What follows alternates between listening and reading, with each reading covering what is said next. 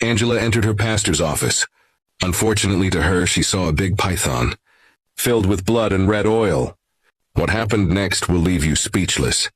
So sit down, call your friends, because this story will teach you a lot of lessons.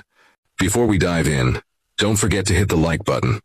And if you're new here, kindly subscribe and join us on this unforgettable story. Let's get into the story. In a quiet village on the edge of Enugu Hills, there lived a young man named Pastor Chukwudi. He was ambitious and longed for power and recognition. He started as a small preacher with just a Bible and a stool under a mango tree. His voice was fiery, but people didn't flock to him. Frustrated by his struggles, Chukwudi traveled to a distant city, where whispers spread about a secret society that could give instant power. One night, he followed an old herbalist into a thick forest. There, he was introduced to a giant python kept in a shrine. The covenant was simple: feed the python with sacrifices, and in return it will grant signs and wonders. Chukwudi agreed. From that night, his life and his ministry changed forever.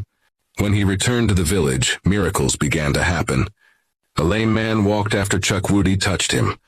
Women without children conceived after he prayed. He spoke prophecies that came true because the python whispered secrets into his ears at night. Within months, his church became the largest gathering in the region.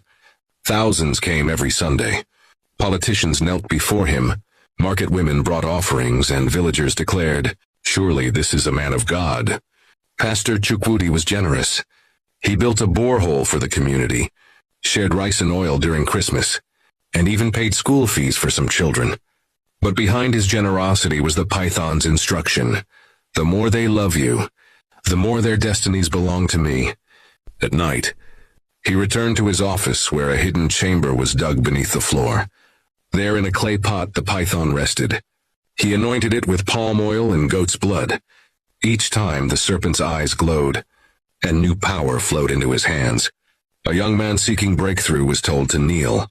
The pastor laid hands, prayed in tongues, and gave him anointed oil. The man left happy, but in the spirit realm, his destiny was swallowed by the python. A barren woman was told to bring white cloth and eggs. After the ritual, she conceived, but her child was spiritually dedicated to the serpent. Many youths received prophecy about success, but within years they were enslaved in poverty while the church grew richer. Nobody knew that every counseling session was actually a spiritual exchange.